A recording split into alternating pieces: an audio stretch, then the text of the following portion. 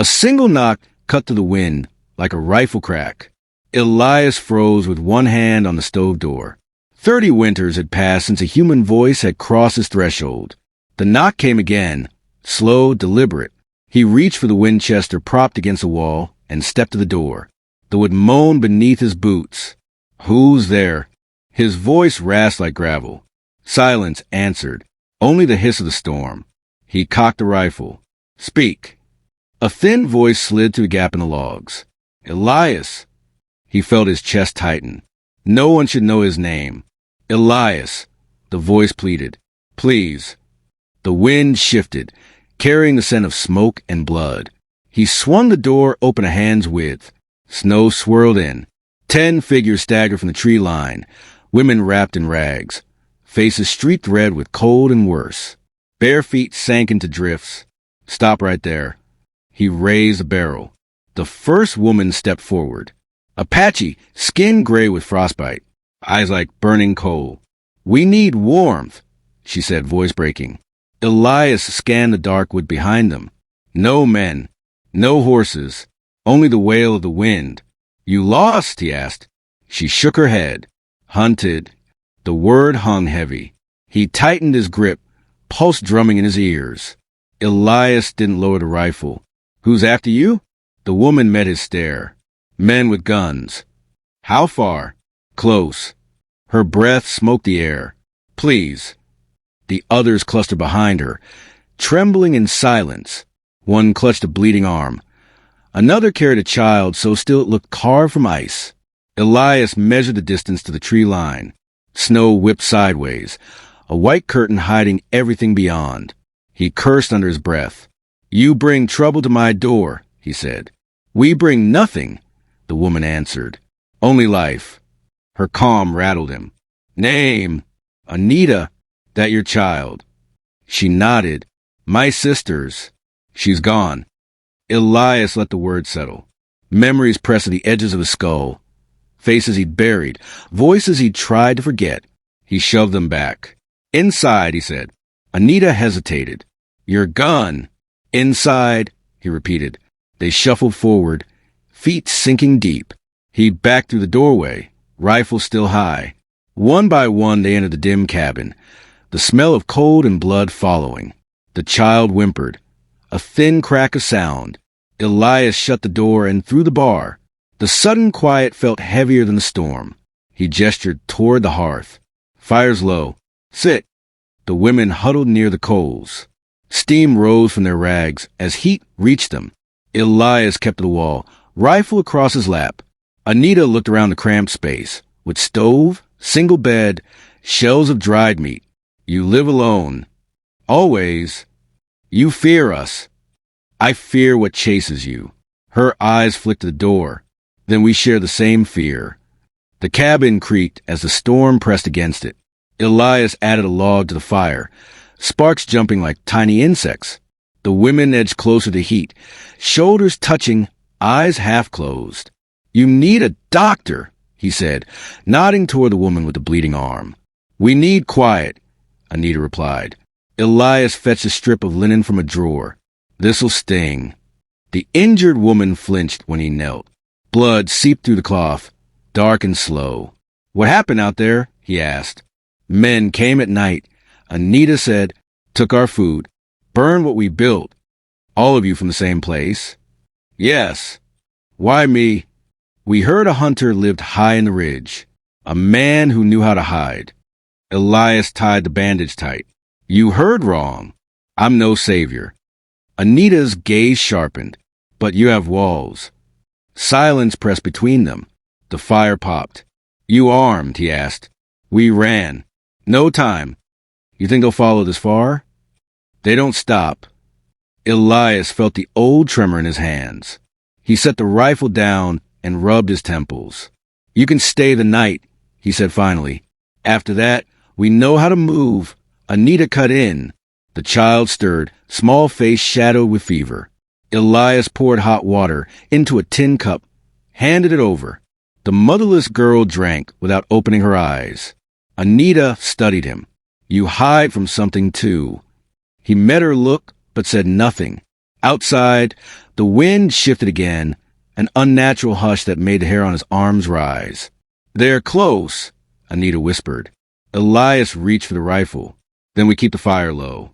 The night tightened around the cabin, like a clenched fist. The storm's howl faded, leaving a brittle silence that rang in the ears. Elias crouched near the door, rifle across his knees. Anita stood behind him, eyes fixed on the seams of the walls. "They wait," she said softly. "You hear something?" "Breathing."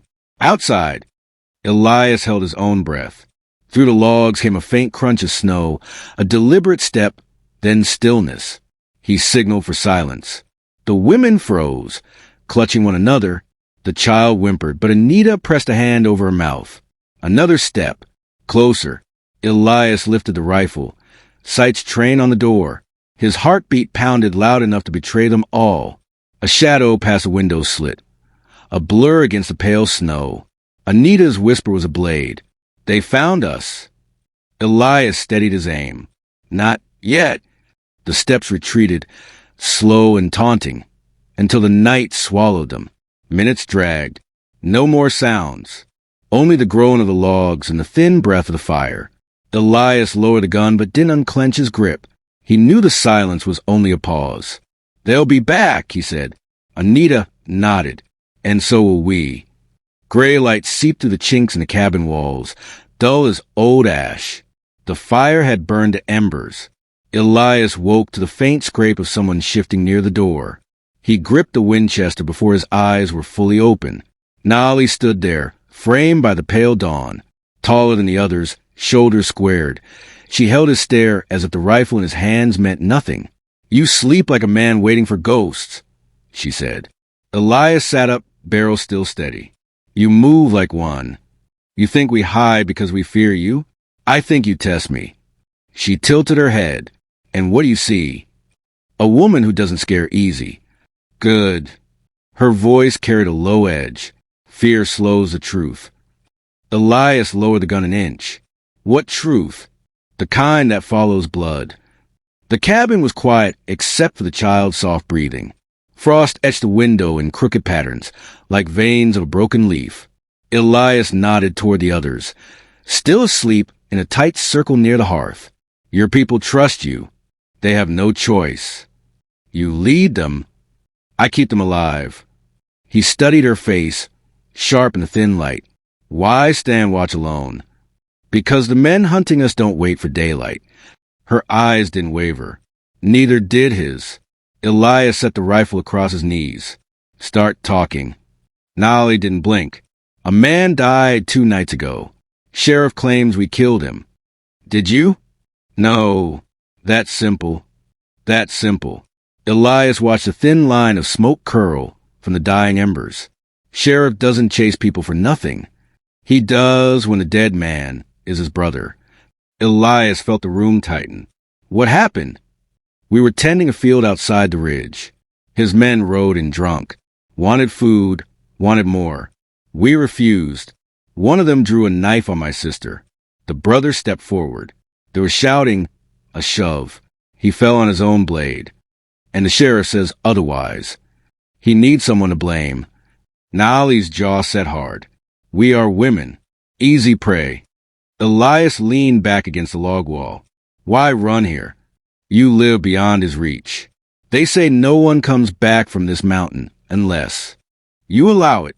I don't allow much. You allowed us." The words cut sharper than she knew. He stared at the rifle, memories pressing like stones. Blood on snow. A boy's scream he could never wash from his ears. Nolly stepped closer. "You know what it is to be hunted." He didn't answer. "Tell me I'm wrong." Elias kept his eyes on the fire. "I've done things I don't repeat." "So have I," she said, voice low but steady. "But not this." The cabin door rattled in a sudden gust. Both turned. Outside, the pale morning carried a sound like distant hooves. The hoofbeats faded into the trees, leaving a hush that pressed against the cabin walls. Elias eased the rifle to the floor, but kept a finger near the trigger. Nolly's gaze followed the weapon. "You've used that before. Everyone out here has." "Not like you." Elias studied her face, the steady calm in her eyes. You read strangers well. I read scars, she said, nodding toward the white line across his left knuckle. That one's from a knife fight. The mark on your cheek, rifle stock. And the way you watch the door tells the rest. He gave a short laugh without humor. You sound like a sheriff yourself. I sound like someone who's buried friends. The words landed heavy. Elias looked to the window, where the gray morning bled into shadow. Long time ago, he said, what did you do? Wrong man took what wasn't his. I stopped him. Stopped him how? Hard enough the ground remembered. Nolly didn't flinch. And the law didn't care till it suited them. I left before they could decide. She stepped closer, voice low. Then you know why we run. Elias met her stare. Killing's a weight you never drop. We didn't kill him, but you carry the chase. Her jaw tightened. We carry survival. The fire snapped. For a moment, the only sound was the slow breath of the women still sleeping near the hearth. Elias rubbed his temples. If the sheriff rides as far, there'll be blood. There already is, Nolly said. Better it not be ours. A distant crack split the morning. Wood or rifle? Elias couldn't tell. The women stirred, eyes wide and silent. Nolly gripped the doorframe. They're coming. Elias stood, rifle in hand. You sure? I know the sound of men who want blood. He peered through the narrow window slit. Snow drifted like ash across the slope. No shapes yet. Only the stillness that comes before a hunt. You can leave now, he said. Back through the ridge before they circle. Nolly shook her head. Running in today. Her calm sent a chill through him sharper than the wind. You'd fight. If the choice is chains or earth, we choose earth. Elias's grip tightened. Memories of his own last stand flickered like ghosts. He nodded once. Then we hold the door. Nolly met his eyes, unblinking, until the ash falls. The cabin settled into a silence thick as smoke. The fire sagged to a dull glow, throwing long shadows across the cramped cabin. The women slept in a tight circle, blankets pulled to their chins. Snow whispered against the roof like distant sand. Elias sat near the door, rifle across his knees, eyes fixed on the dark seam where floor met wall. A faint creak came from beneath the boards, a slow settling of old timber. He knew that sound. The cabin had held it for years, like a buried breath. Nolly stirred and rose without a sound. She crossed the room and crouched beside him. You don't sleep, she said. Neither do you. You listen for ghosts? I listen for trouble. Same thing. Her eyes searched the dim light. You built this place yourself? Every nail. And what's under it that keeps you awake? Elias's jaw tightened. Wood. Dirt. Not the truth. He met her steady gaze but said nothing. The silence stretched until the fire popped, sharp as a pistol crack. Nolly didn't flinch. Whatever's down there, she whispered. It speaks louder than the storm. Nolly settled beside him, knees drawn close, her voice a low murmur. Those scars on your hands, who gave them? Elias kept his eyes on the floor. Work. That one across your knuckle isn't from work. You think you know? I see how you grip that rifle. A man only holds steel like that after he's bled for it. Elias exhaled through his teeth. Let it rest. Why hide the past from people who already know danger? He turned to her, eyes narrow. Because danger isn't a story. It stays sharp if you keep naming it. Nolly studied him, unshaken. Someone you loved? He didn't answer. Family, she said softly. I can hear in the way you breathe. Elias's fingers tapped the stock of the rifle, slow, deliberate. Family's gone. Gone how? Because I was late. The words hung between them like smoke. Nolly leaned closer. What happened? Elias stared at the shadow floorboards. Night fire. Neighbors feuding over land. I thought I could talk them down. Came home to ashes. Nolly's face tightened, but her voice stayed even.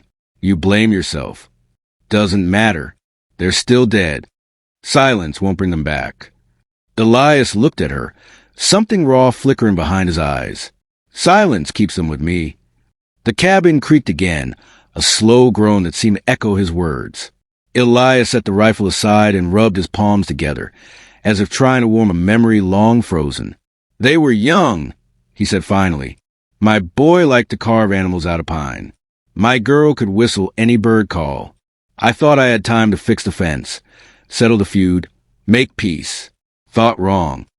Nolly's eyes stayed on him, steady and dark. You went after the men who burned your home? Elias nodded once. Found them 2 valleys over. Waited until their fire burned low. I didn't plan the killing, but it came. And the law. They called it self-defense after I was gone. Sheriff said I vanished into the hills. He wasn't wrong. Nolly drew a slow breath. And you built this cabin over the place where you buried them? Elias looked to the floorboards. Iron nails from the wreck. Only thing the fire didn't eat. That's the weight you hear at night, she said. Not ghosts. Iron. He managed a hollow laugh. You sound surer. I've carried weight too, Nolly replied. Different names, same iron. Elias closed his eyes. It never leaves. No, she said softly, but it can share the room. The wind rose, rattling the shutters like distant drums. The women stirred but did not wake. Nolly stayed beside Elias, her presence a quiet weight against the cold. You could still turn us out, she said. I could, he answered. Will you? Elias stared at the iron-dark floorboards. Not tonight. Nolly's lips curved in the faintest smile. Because of pity? Because I'm tired of running alone. She leaned back, studying the dying embers. Morning will bring them closer. You know that. I know. He gripped the rifle again, the metal cold and familiar. This place was built to hold. Nolly's gaze swept the cabin, lingering on the floor. Iron in silence. Strong enough. Elias gave a rough laugh. Strong enough for what's coming, maybe. She met his eyes. Strong enough for the living. For a long moment, neither spoke. The fire sighed, a low breath of heat over wood and iron. Outside, the storm thickened, erasing the trail that led to the ridge. Elias felt the weight in his chest shift, not lighter, not heavier, just known. The house no longer sounded like a tomb, but like a place waiting.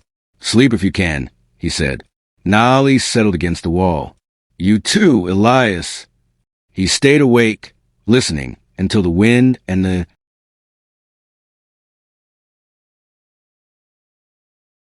iron in the floorboards blended into one steady heartbeat. The fire burned low, a faint orange pulse against the dark. A single lantern swung from a beam, casting restless shadows across rough-hewn walls. The women sat close, their faces lined with exhaustion and something harder, resolve. Elias stood near the door, rifle slung over his shoulder, eyes fixed on the trees beyond the narrow window. Snow fell in slow, silent sheets. Nolly stepped into the lantern's glow. You've decided, she said. Elias nodded once. You stay. For now. A ripple of relief passed through the group, quiet as breath. You trust us, Nolly said. I trust the cold more, he replied. It keeps people honest. She almost smiled. And you keep us hidden? As best I can. But the mountain isn't magic. If they ride this high, we fight or we run. We've run enough. Elias studied her steady eyes. Then we hold. The lantern flickered, sending jagged shapes skittering across the floorboards. Outside, the wind carried a low moan through the pines, like something alive. Nolly lowered her voice. We will help you defend this place. He tightened his grip on the rifle strap. You help by staying quiet. The room settled into a fragile stillness, the fire's dim heartbeat the only sound. The lantern hissed, a soft warning in the hush. Elias set his rifle against the wall and knelt to stir the coals. Sparks jumped, catching in Nolly's dark eyes. You keep watch, he said, but no sudden moves.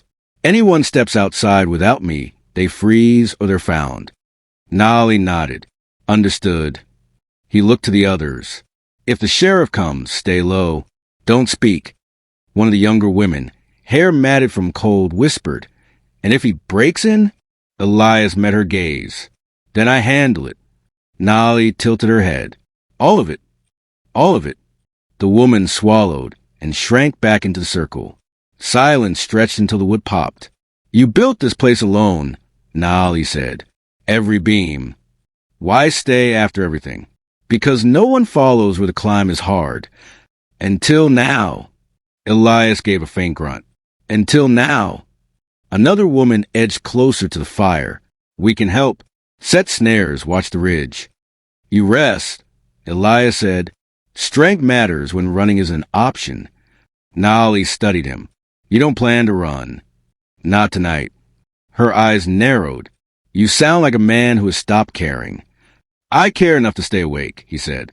The lantern's glow swayed, throwing their shadows huge against the logs. Outside, the wind carried a far-off echo, a rhythm like slow drums. Nolly heard it too. Hoofbeats. Elias listened, jaw tight. Maybe. The faint rhythm deepened. A hollow thud carried on the wind. Everyone stiffened. The lantern's flame wavered, throwing their faces into quick, sharp relief. Elias moved to the narrow window slit and peered into the black woods. Too far to see, he muttered. Nolly joined him, eyes narrowed, but closer than before. He nodded, listening. The sound came and went with the gusts. 3 beats, then silence, then 3 again. They ride slow. Elias said, Hunters do, Nolly replied. Behind them the women huddled tighter, whispering prayers. The child whimpered until her aunt pressed a hand over her mouth. Elias checked the rifle, sliding around into place with a quiet click. If they reach the ridge, we have minutes.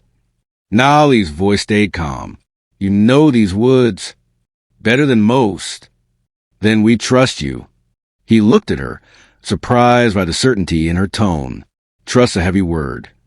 So is fear, she said. The hoofbeats rolled again, louder now, like a slow drum at the edge of the trees. Elias felt the cabin tremble under each pulse. He turned to the women. No light near the windows. Not a sound. The lantern's glow shrank as Nolly lowered the wick. Shadows stretched long and jagged across the floorboards. Outside, the hoofbeat stopped. Elias held his breath. The silence that followed felt like a held knife. The night settled heavy, the woods breathing a cold that crept through every crack. Elias stayed at the window, eyes straining against the dark. Nothing moved, yet the air felt charged like the pause before a strike. Nolly stepped close, her presence steady. They wait, she whispered. Maybe testing us, Elias said, or deciding. He kept the rifle raised, finger resting on the trigger guard. Either way, we stay quiet. The women sat pressed together near the fire's faint glow, their faces carved from shadow and resolve. No one spoke. Even the child's breathing was soft as ash. Minutes slid by, stretched thin and brittle. A branch snapped somewhere beyond the ridge. Elias tightened his grip. Only wind followed. Nolly leaned toward him. You could still send us away. Too late, he said. Her eyes held his. Then we stand. The lantern flickered once, casting their joined shadows high across the cabin walls. Tall, uncertain, unbroken. Elias exhaled, slow and deliberate. We hold till dawn. Nolly nodded. Together, outside, the forest whispered, the unseen riders fading back in the endless dark. Inside, the room filled with a silence that felt like a pact. The first gray light of dawn slipped between the cabin logs when Elias heard it. Slow, deliberate, hoofbeats grinding over frozen earth. He froze beside the stove, rifle in hand, breath clouding in the cold. Nolly was already awake. She pressed a finger to her lips and motioned to the others. 10 women crouched lower along the back wall, knives glinting faintly. Through the thin door came the creak of leather and the faint jangle of spurs. A deep voice called out, "Morning, old man." Elias stepped onto the porch, boots crunching in the snow. You're early for callers. 4 riders emerged from the fog of trees, wide hats pulled low, rifles strapped to their saddles. Their horses steamed in the bitter air. The lead rider, Sheriff Boone, eyed him. Ain't much else to do at dawn but hunt. You alone out here? Been 30 winters that way, Elias said. Boone gave a short laugh. Funny, we tracked a line of small prints right up this hill. 10, maybe more. Deer, Elias said. Boone's eyes narrowed. Deer don't wear boots. The riders shifted uneasily. Wind hissed through the pines. Inside the cabin, the women held their breath. Lila whispered, They found us. Quiet, Nolly said. Her calm cut through the fear. Back on the porch, Boone rested a hand on his rifle. We're looking for some runaway savages. Word as they cut a rancher's throat down in the flats. Word's cheap, Elias said. Cheap or not, Governor wants M. hung. Governor wants a lot of things. Boone studied him, head tilted. You sure you're alone? Sure as is frost, Elias replied. One of the deputies sniffed the air. Smell that? Firewood. Fresh. It's winter, Elias said. You expect me to freeze for you? Boone dismounted, snow squeaking under his boots as he stepped closer to the door. Inside, Nolly tightened her grip on her knife. If he opens it, she whispered, we fight. We bleed first, Tala murmured. We finish first. Nolly said. Outside, Boone stopped a foot from the door, rifle angled but ready. Mind if I take a look inside? I mind plenty, Elias said. Law says, law don't live up here. Boone's eyes flicked toward the window. For an instant, a shadow of Nolly's dress shifted behind the curtain. Thought I saw, you see, ghosts, Elias said evenly. Cabin plays tricks when you're unwelcome. Boone's jaw tightened. Snow needles stung the air between them. You got a temper, old man, Boone said. You got bad manners. Elias shot back. Boone tilted his head, a faint smile ghosting his lips. Could be we come back with more men. Could be you don't leave at all, Elias said. The air went taut. Even the forest seemed to hold its breath. Boone spat into the snow and finally turned. Let's ride. Sheriff, one deputy began. I said ride. Boone barked. The men wheeled their horses and trotted off. Hoofbeats thudded away into the ridge until only wind and the distant groan of trees remained. Elias waited until the last echo died. Then he shut the door and leaned the rifle against the wall. His breath escaped in a long, pale stream. They'll return, Kaya said softly from the dark corner. I know, Elias answered. Nolly stepped forward, meeting his eyes. You stood for us. I stood for this cabin, he said. Same thing now, she replied. Silence filled the room. Outside, the world was nothing but gray snow and endless cold. Elias scanned each face. We fortified tonight. No fires. No lanterns. Nolly nodded. We fight when they come back. We fight, he said. The words settled like a pact, sharp as a knife still in their hands. Snow began again, soft, steady, erasing hoofprints, smoothing every track until ridge looked untouched, as if no one had ever stood there at all. The silence after the riders left was heavier than their arrival. Wind moaned against the cabin walls like a long, low warning. Elias checked the shutters twice, then a third time. The women stayed close to the stove, though its embers were nearly dead. Their knives still flashed in restless hands. They'll be back, Nolly said quietly. I know, Elias replied. He set his rifle on the table and poured a splash of water into a tin cup, hand trembling. Nolly stepped closer. Why risk yourself for us? Didn't do it for you, Elias said. For the cabin, then? Her eyes narrowed. Or for the ghost in your head? Elias turned to her, jaw tight. Careful. Truth doesn't need care, she said. The room went still. The other women looked down, but their ears stayed sharp. Elias exhaled. You think you know me? 30 winters alone. Don't leave a man soft. I've buried more than I can count. Burying isn't forgetting, Nolly said. It's hiding. Elias's eyes flickered, the past rising whether he liked it or not. He saw his wife again, Clara, her smile in warm lamplight, the flash of fever that took her, the baby that never cried. He pressed his palms to the table, knuckles white. My wife died out here. Fever. Snowstorm kept the doctor in town. I burned the cabin with her, inside, to stop the sickness. Built this one after. Alone since. Nolly's voice softened. And you think the fire burned the guilt? He stared at her. You talk like you buried someone too. I have buried everyone, she said. My tribe cast us out for refusing a marriage arranged by men who feared women who spoke. We fought back. Blood spilled. They named us Exiled. Her words were flat, but the edges were sharp enough to cut the air.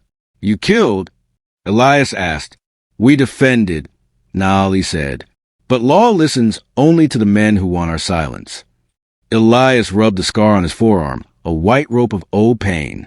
Law's just another kind of sickness. Nolly met his eyes. Then help us cure it. Elias barked a bitter laugh. You want me to take a gun to the sheriff? To the governor? I want you to stand, she said. Not just for this cabin. For something that matters. The wind howled through a gap in the logs. Outside, the forest creaked under fresh snow. Elias poured another splash of water, but his hand shook too hard to drink. You talk about standing. I stood once. Fought for a war nobody remembers. Watched friends rot in mud, while men in clean coats collected the glory. When I came home, there was nothing left. No land, no child, no wife. Just smoke. Nolly's voice was barely a whisper. And still you breathe. Some days that's the worst of it, he said. They stood in silence, the others listening like stones.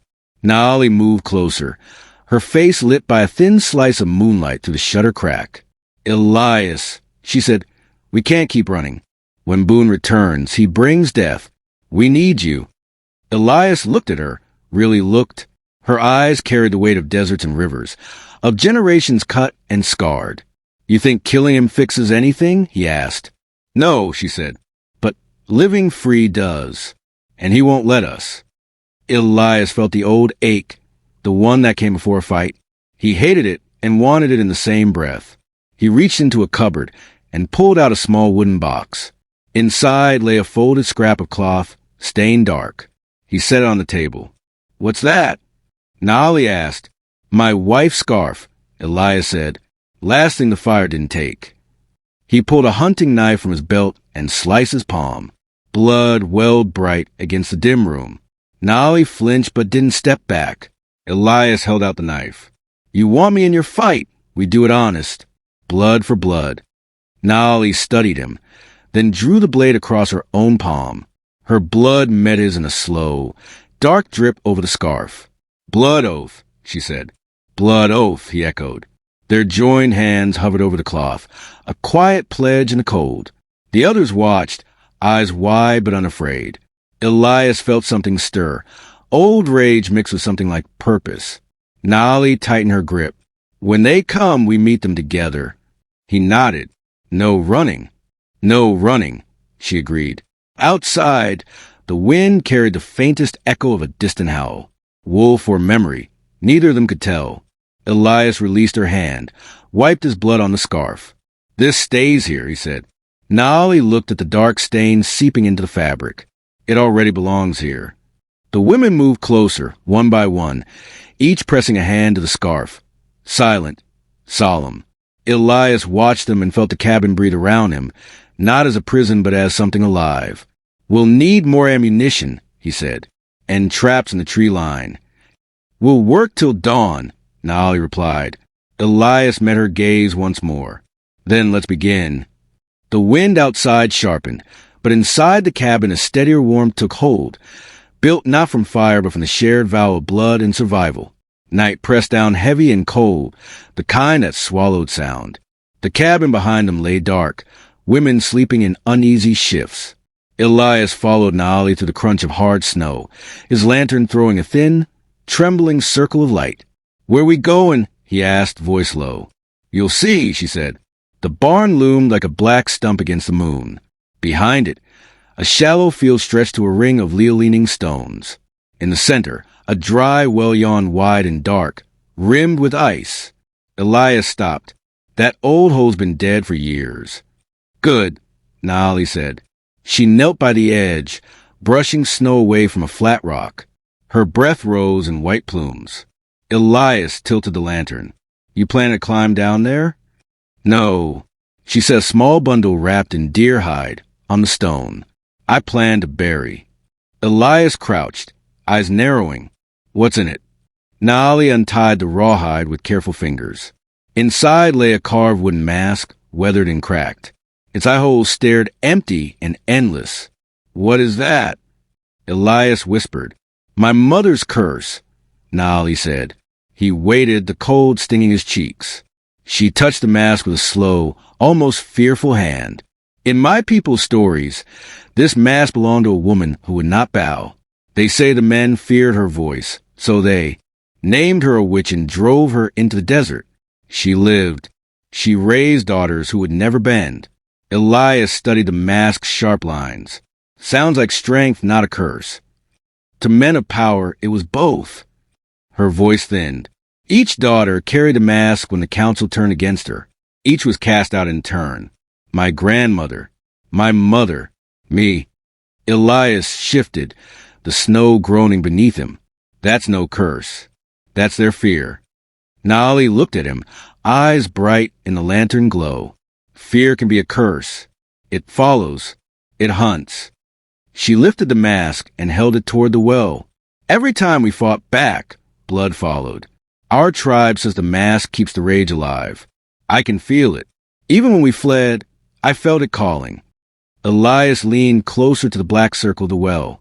It exhaled a slow, frozen breath. What do you want from me? He asked. Witness, she said. So it ends. He rubbed the scar on his forearm. Remembering the night he burned the first cabin, the night his wife's fever took everything. You think burying it stops the blood? I have to try. Naali lowered the mask until its empty eyes met the dark throat of the well. A shiver ran through her shoulders. My mother said the well is the world's ear. It remembers every cry. Elias frowned at the depthless hole, and it never answers back. That is the point, she said softly. For a long moment, only the wind moved. Then Naali whispered in her language. Words Elias could not follow but felt in his bones. Sharp syllables that rose and broke like waves. She placed the mask on the stone lip and gave it a gentle push. The mask slipped into darkness without a sound. Naali stayed still, head bowed. It is done. Elias peered down. The lantern's light vanished into blackness before it touched the bottom. He felt a tug, as if the well swallowed not just a mask, but every buried sorrow. Naali straightened, wiping snow from her knees. Now it waits where no man rules. Elias, search your face. Do you believe it's over? No, she said, but the echo begins here. He glanced back toward the cabin, then at the well again.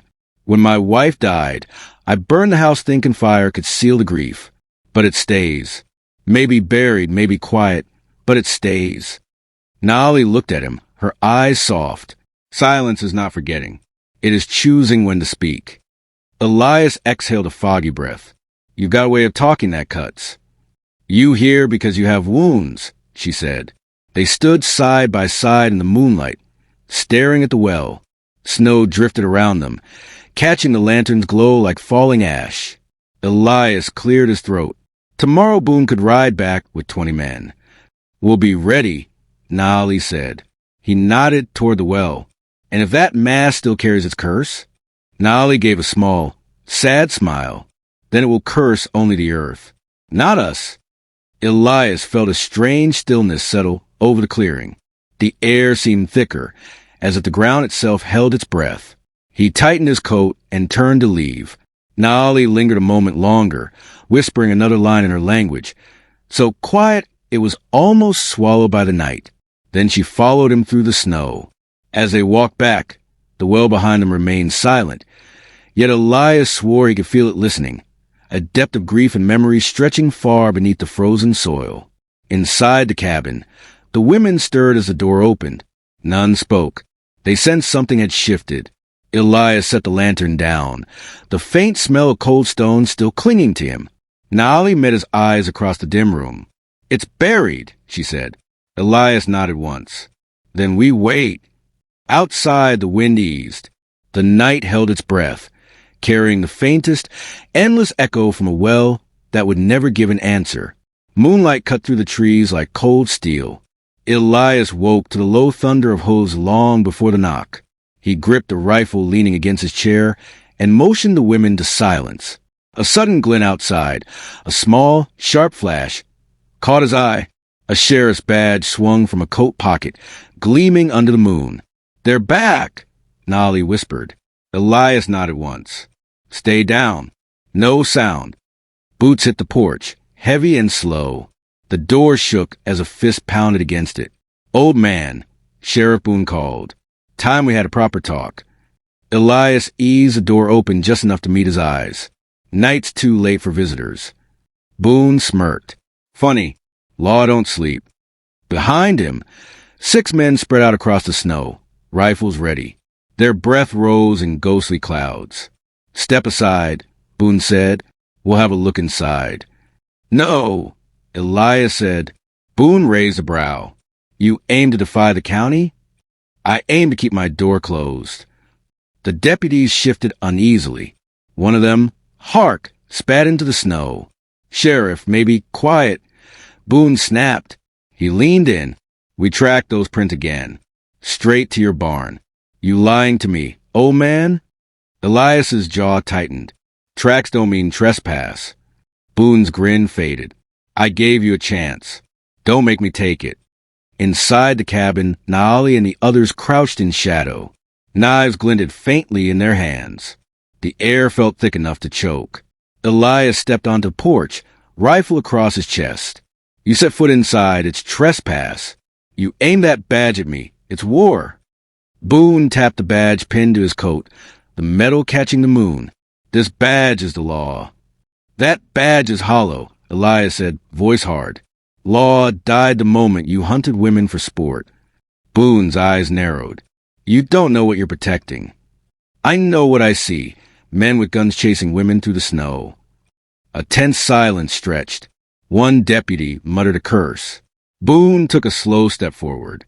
"You think you can stop all of us?" Elias's rifle stayed steady. "Maybe not, but I can start with you." Hark shifted, uneasy. "Sheriff, this ain't worth blood." Boone ignored him. "You got a death wish, old man." "Not today," Elias said, "but I've got nothing left to lose." The words hung like ice. The men exchanged glances, rifles wavering. From inside, a floorboard creaked. Boone's head snapped toward the sound. "Who's in there?" he barked. "No one." Elias said. Another creak. "Deliberate this time." Nolly stepped into view, the door opening wider. Lantern light brushed her face, calm and sharp. Boone stiffened.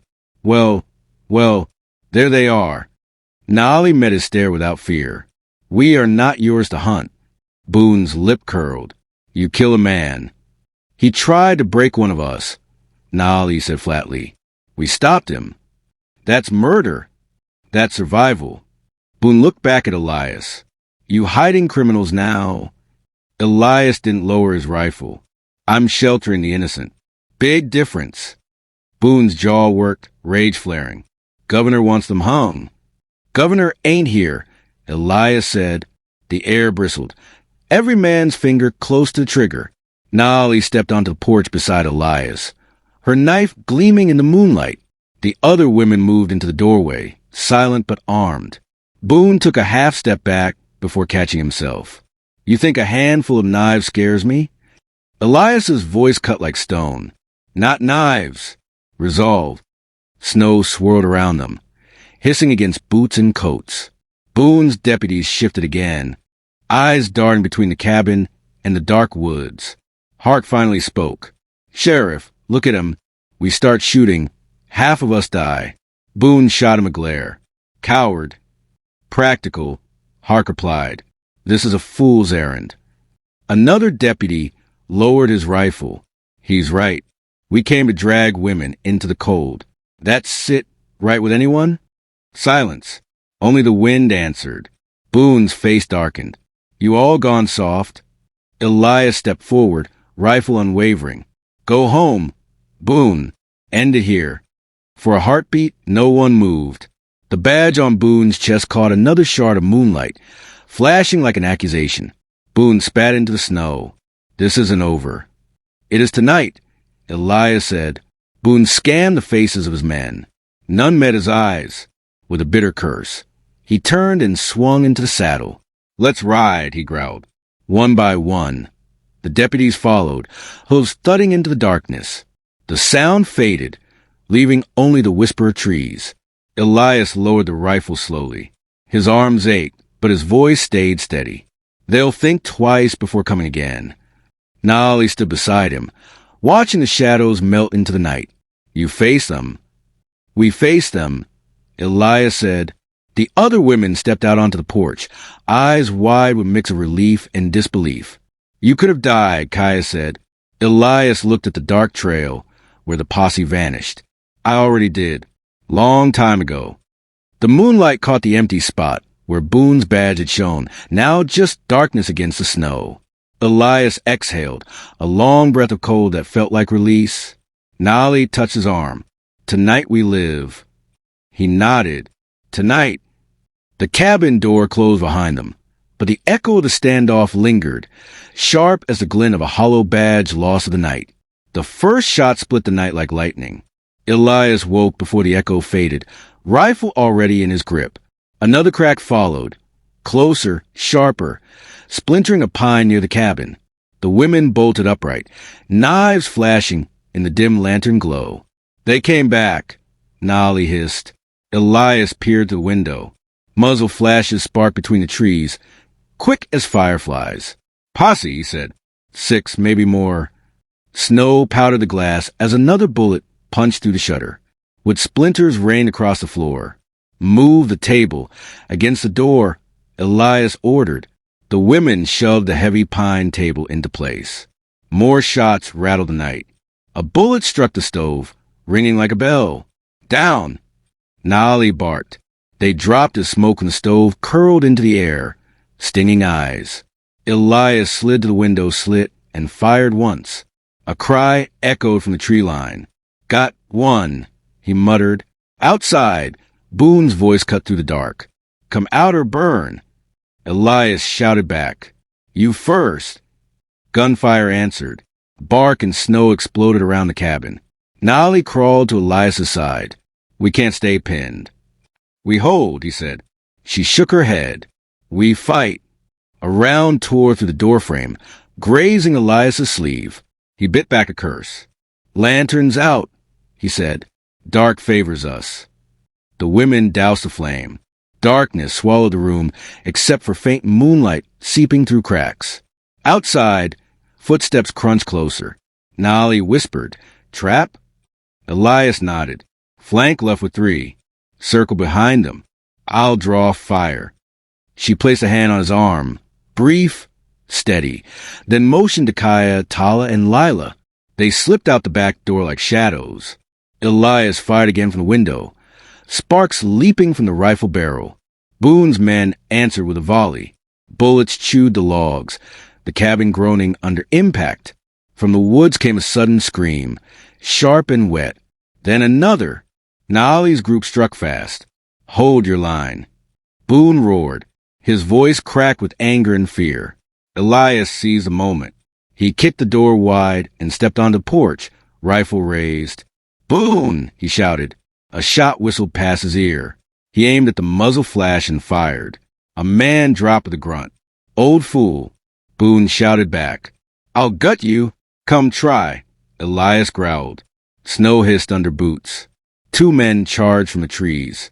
Elias fired once, then swung the rifle like a club, catching one across the jaw.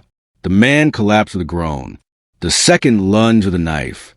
Elias caught his wrist, the blade inches from his throat. They grappled, snow churning beneath them. A sudden crack. Nolly's knife plunged into the attacker's side. He fell silent. Nolly's breath came hard. We're not done, she said. Gunfire rattled again from the far side. Boone's men retreated toward the barn, shouting. Push, Elias barked.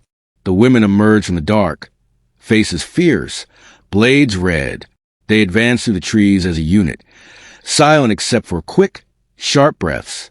Boone fired blindly, his badge catching moonlight like a curse. "You'll all hang." Elias stepped from the shadows, rifle steady. "Not tonight." He fired. Boone dove behind a log, cursing. A deputy rushed Elias. Nolly threw her knife. It sank into the man's shoulder. He howled and fell.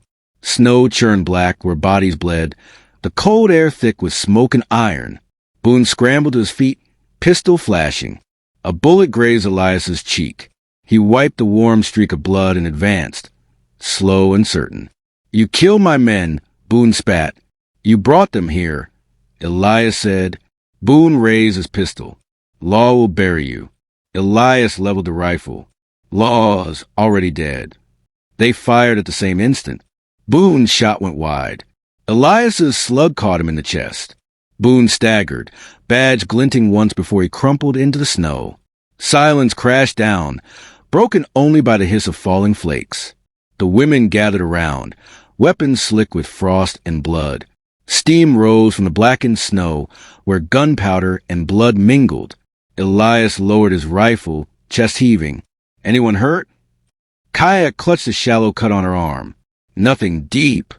Nolly crouched beside Boone's body, staring at the tarnished badge. She plucked it from his coat and held it up, moonlight catching its edges. "Empty," she murmured. Elias looked at the men sprawled in the snow. "It's over." Nolly met his eyes. "For tonight." The women began to gather the scattered rifles and pistols, silent but sure. Smoke drifted in thin ribbons, carrying the bitter scent of powder. Elias stared at the dark tree line where the fight had begun. His cheek throbbed. He felt neither triumph nor relief, only a deep, aching stillness. Nolly stepped close, her voice low. "You stood with us." "We all stood," he said. Snowflakes settled on Boone's lifeless face, softening the hard lines, erasing the badge's final gleam. Elias tightened his coat against the cold. "Burn the bodies," he said quietly. The women worked without a word, dragging wood from the barn. Flames soon roared high, orange against the endless white. Sparks climbed toward the stars. The smell of burning flesh and pine filled the clearing. Shadows danced across the cabin walls, flickering like restless ghosts. Elias watched the fire until the last crack of Boone's badge melted to ash. The sky cracked pale gray as the last stars bled out. Smoke curled from the blackened pile where the bodies had burned, rising slow and crooked into the morning air.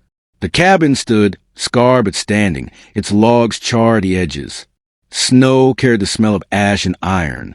Elias stepped outside, boots sinking into the soot-streaked drifts.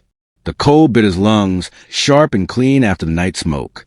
Behind him, the women moved quietly, packing what little they owned into bundles of hide and cloth. Nolly joined him on the porch, her coat dusted with snow and dried blood. They watched the fire's last embers collapse into dull red glow. "Dawn," she said. "Feels different," Elias murmured. "It always does after death." They stood in silence. The forest was still, as if the trees themselves listened to the new day. Kaya emerged from the cabin with a water pail, her arm bandaged tight. She nodded to Elias without a word and crossed to the well, steam from her breath trailing behind like smoke. Nolly's gaze stayed on the horizon. "We can't remain here." Boone's men had kin. Word will spread. "I know," Elias said. "We'll head west. Find another place where men's law doesn't reach so far." Elias rubbed the scar on his cheek, where Boone's bullet had grazed him. "There's no place untouched by law." "Maybe," Nolly said, "but there are places that don't bow to it." A long pause stretched between them. Wind hissed over the ashes. Elias looked toward the burnt circle, where Boone's badge had melted to nothing. "I thought killing him might feel like justice," he said. "It doesn't." "It never does," Nolly replied. "Justice isn't feeling. It's survival." He studied her profile, lit by the thin light. "You'll keep running?" "We'll keep living," she said. Elias shifted his weight, the old ache in his knees flaring. "You could stay. This land's wide enough." Nolly turned to him, eyes steady. "We bring more death to your door. I've already had my share." "And yet you stand," she said.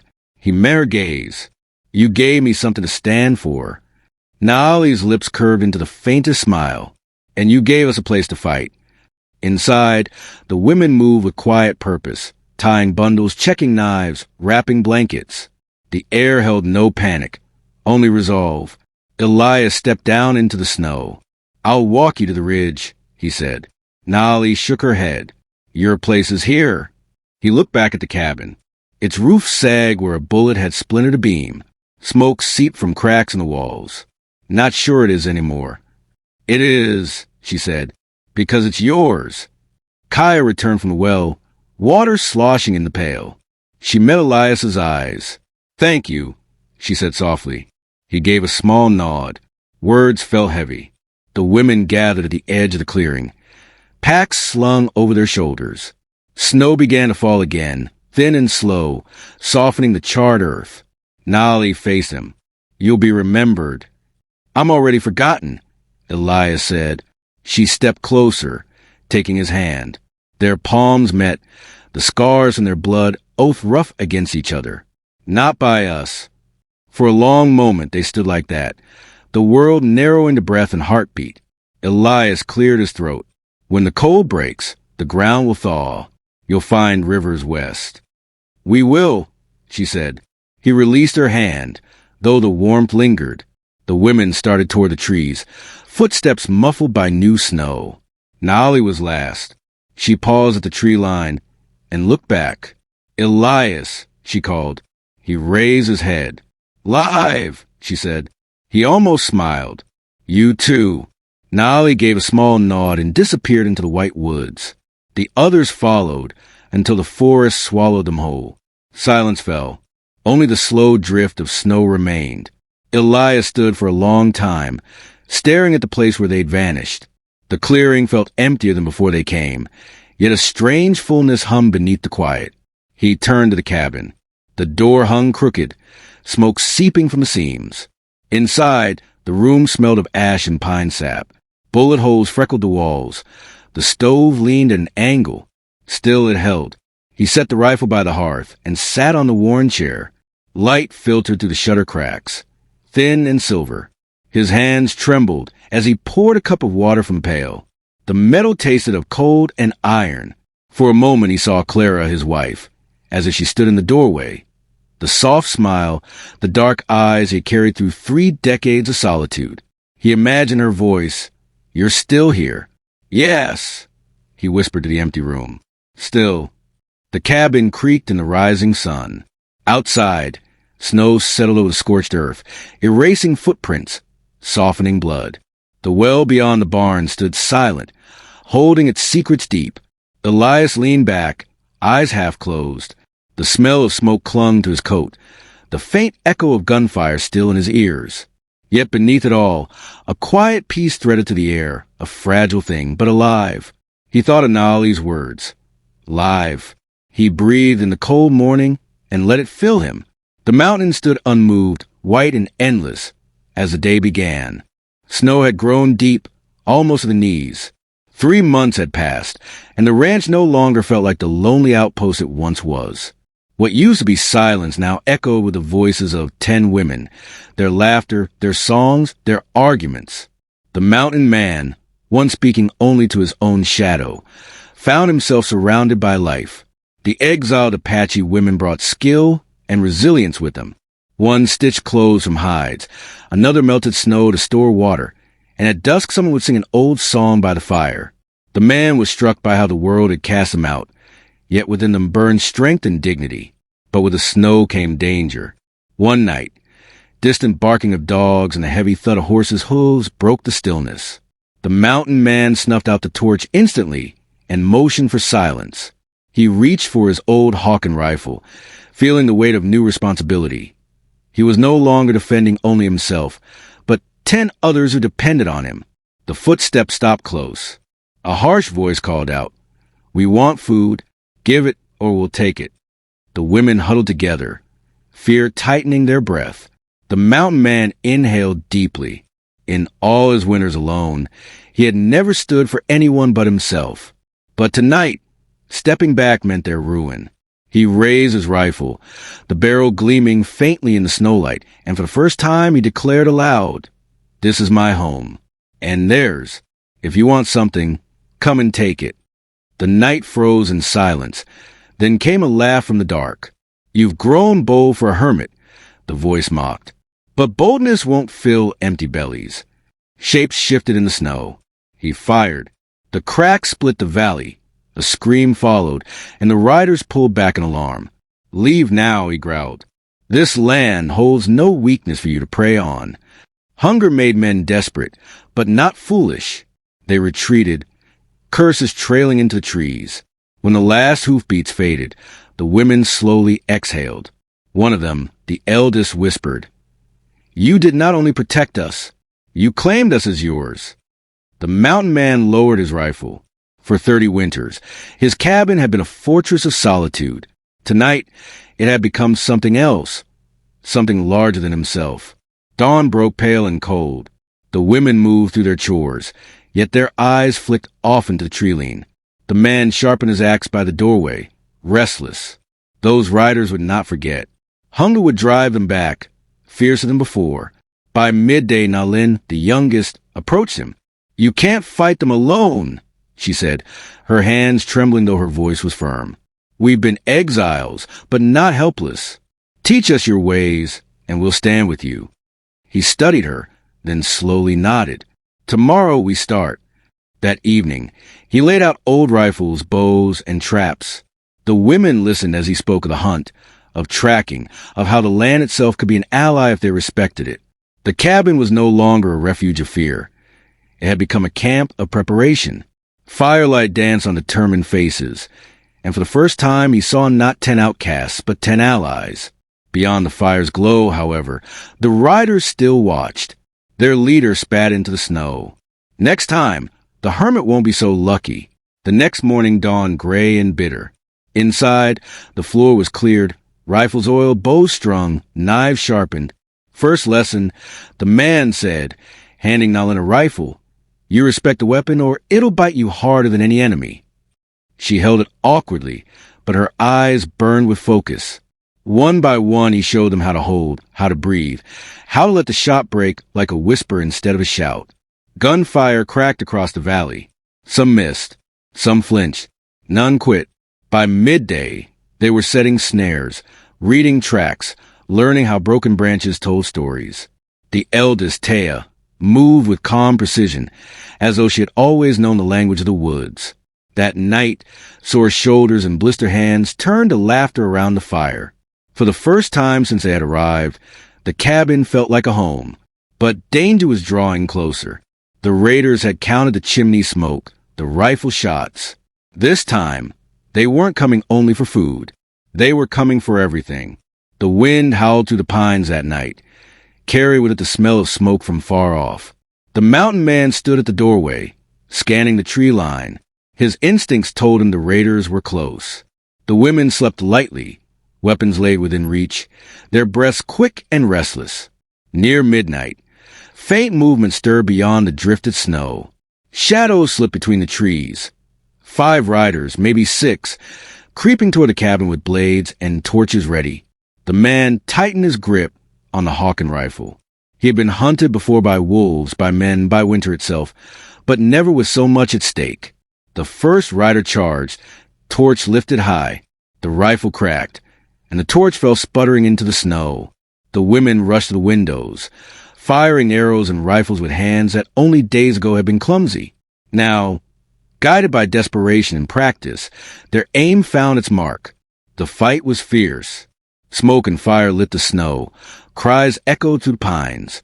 2 raiders broke past the defenses, crashing against the cabin door. Taya met them with a knife in her hand, slashing wild but strong, driving them back until the man cut them down with a swing of his axe.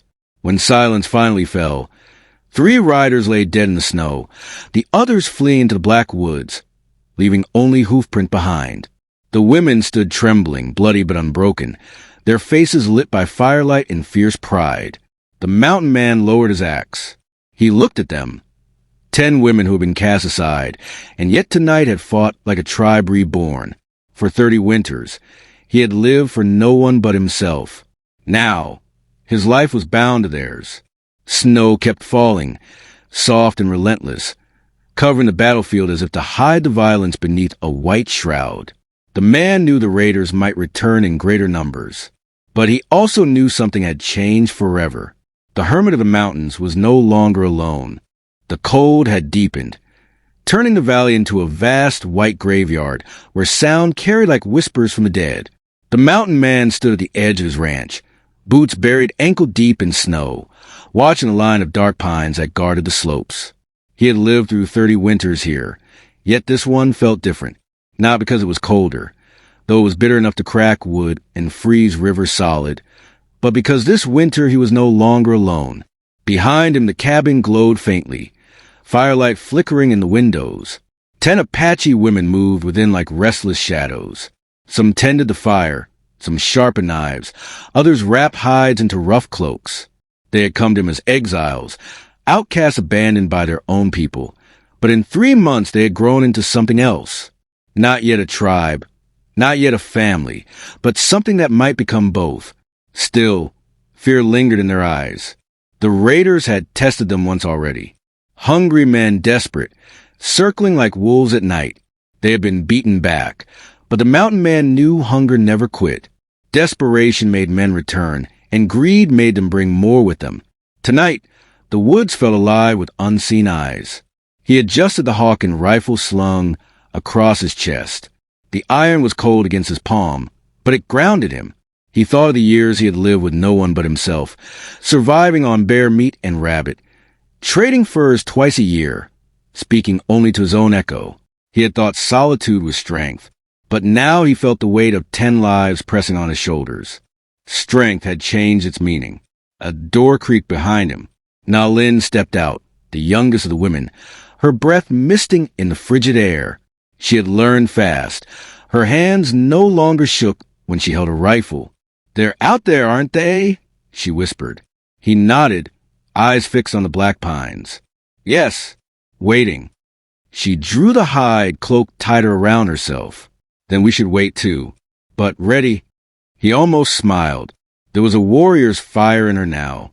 He turned back toward the cabin.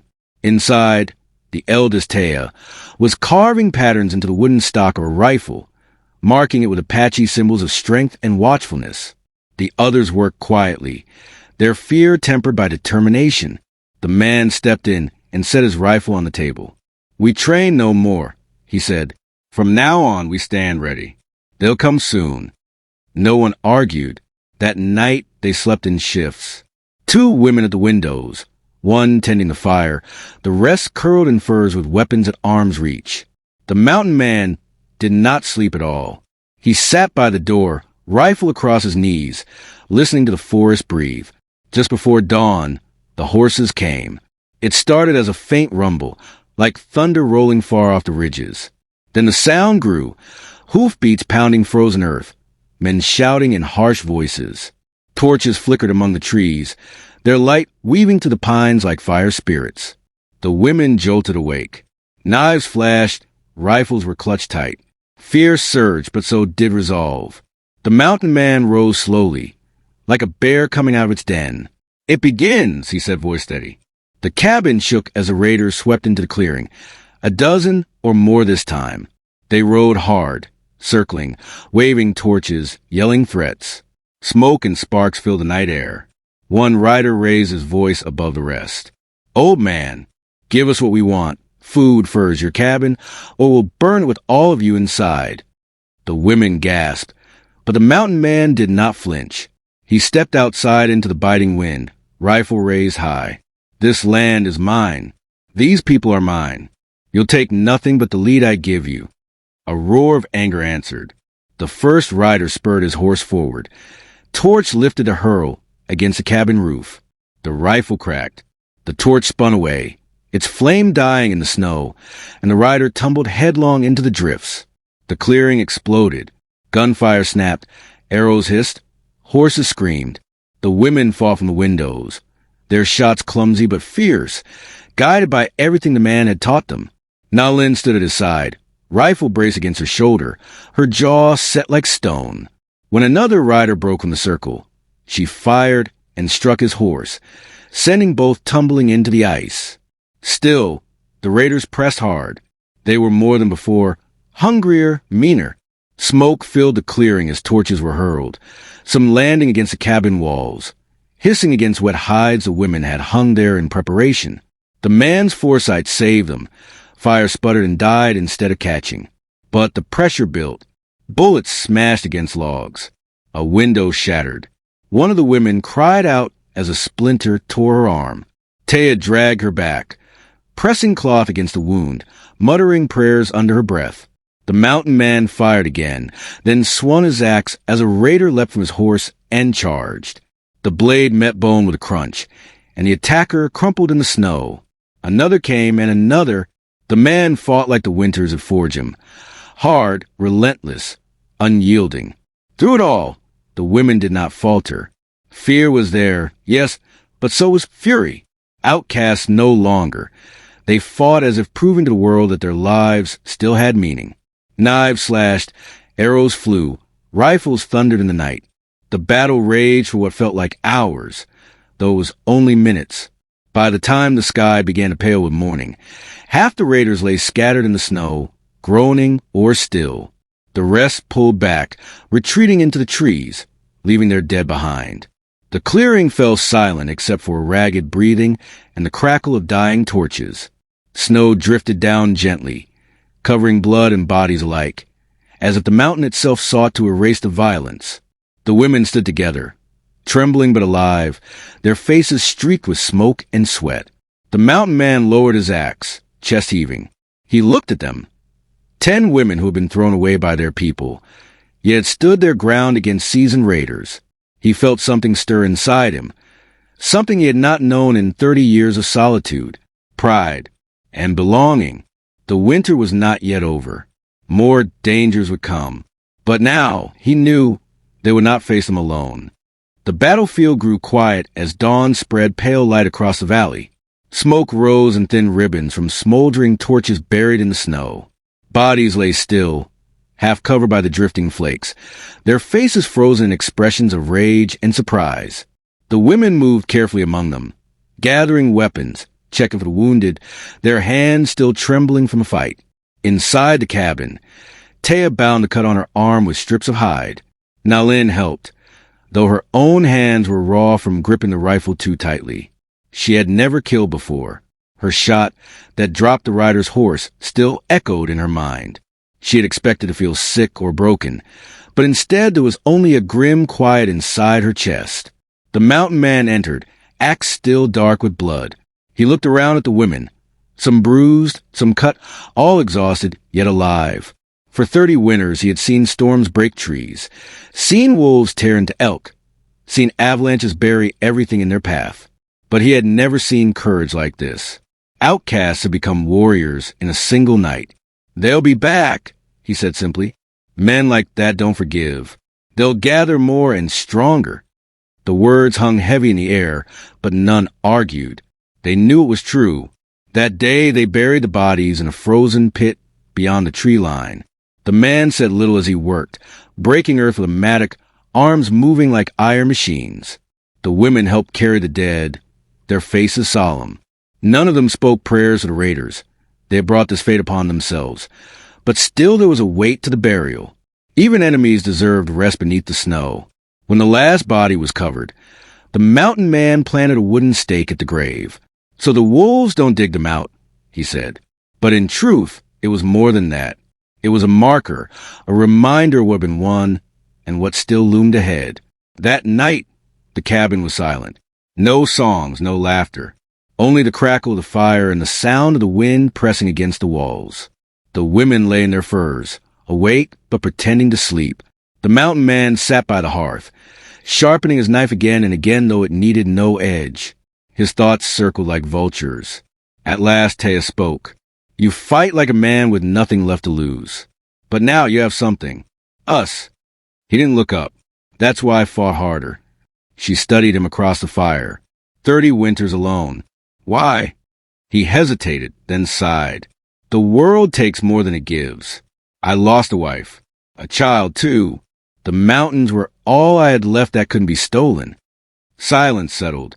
Some of the women closed their eyes, not to sleep, but out of respect for his pain.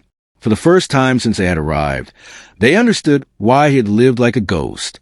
Nalin's voice broke the quiet. Then maybe the mountains have given something back. Maybe they've given us to you. The words lingered, soft but sharp. He said nothing, but inside him a wall cracked. The days that followed were spent in recovery. The women practiced with their weapons in the snow, learning to shoot straighter, faster. They ran drills the man barked out, moving from the cabin to the treeline, ducking, firing, reloading. Their hands blistered, but they kept going. Hunger gnawed at them. So they set traps, fished through holes in the ice, and hunted elk in the ridges. Each success tasted sweeter than any feast, for it meant survival. The cabin itself became a fortress. Logs were reinforced with fresh timber, loopholes carved for rifles, trenches dug around the clearing. It was work that left them bruised and sore, but it also gave them strength. They were no longer hiding from the storm. They were bracing against it. One evening, as the sun bled red across the peaks, the man and Nalin tracked a deer into the valley. They moved quietly through the snow, side by side. She carried her bow now with ease, her steps careful, deliberate. When they spotted the deer, she knocked an arrow, drew, and let it fly. The arrow struck clean, dropping the animal instantly. She looked to him, eyes shining with pride. He nodded once. Good. As they dressed the carcass together, she asked, "Do you think we'll survive the next attack?" He paused, knife in hand. "If you keep shooting like that, maybe." She smiled faintly, but behind her eyes was the same question that haunted them all. How many more attacks could they endure? That night, they feasted on venison. For a brief moment, the cabin was warm with laughter again. The women sang an Apache song, low and haunting, their voices weaving like smoke around the fire. The mountain man sat listening, feeling something stir in him he had thought long dead. The sound of belonging. But as the fire burned low, he heard something else. The cry of a wolf in the distance, joined by another, then another. The hair on his neck rose. Wolves meant more than hunger. Wolves meant death was moving again through the valley. He stepped outside, snow crunching beneath his boots. The moon hung cold and sharp above the peaks, silver light spilling across the drifts. From the treeline, faint shapes moved. Men, not wolves. Scouts. Watching. Counting. The man's grip tightened on his rifle. The raiders had not given up. They had only gone to fetch more. The storm was not over. It had only begun.